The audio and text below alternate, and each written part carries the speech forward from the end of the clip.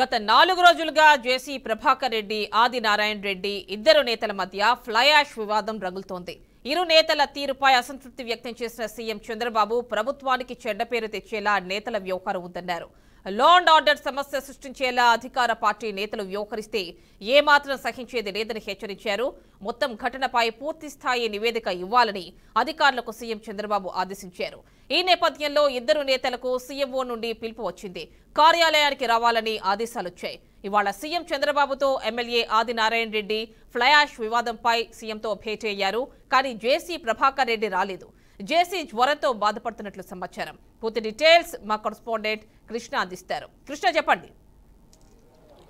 Right, thank you Yamini. అయితే ఏదైతే Jammalamadugu fly ash వివాదం అయితే ఉందో అది చిలికి గాలివానగా మారి చివరికి సీఎంఓ కార్యాలయానికి అయితే చేరుకుంది. అయితే ఈ నేపథ్యంలో చూస్తే ఏదైతే ఫ్లై యాష్ విషయం ఏదైతే ఉందో అటు తాడిపత్రి మాజీ ఎమ్మెల్యే ప్రభాకర్ రెడ్డి కావచ్చు, అదేవిధంగా జమ్మలమడుగు ఎమ్మెల్యే ఆదినారాయణ రెడ్డి కావచ్చు, వీరిద్దరి మధ్య వివాదం అయితే చోటు చేసుకుందనేసి అనుకోవచ్చు. ఈ నేపథ్యంలో చూస్తే మనకు దాదాపు ఫ్లై యాష్ ఏదైతే ఉందో అది తరలింపులోనే భాగంగా ఈ వివాదం చోటు చేసుకుందనేసి అనుకోవచ్చు. దాదాపు 4 రోజుల నుంచి కూడా కడప జిల్లాలోని పోలీసు బందోబస్తు కూడా ఎక్కువ స్థాయిలో కూడా అక్కడ విధించడం అయితే జరిగింది. ఈ నేపథ్యంలో చూస్తే మనకు ఏదైతే ఆ ఫ్లై యాష్ బూడిదే వ్యవహారం అయితే ఉందో అది సీఎంఓ కార్యాలయానికి అయితే చేరుకుంది. ఈరోజు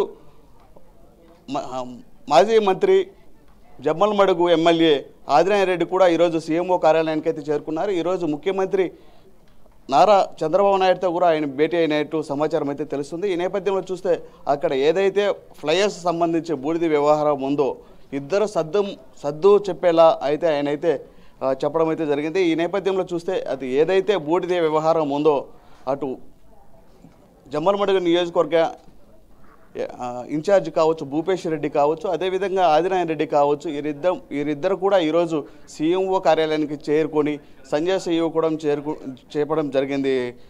యామిని.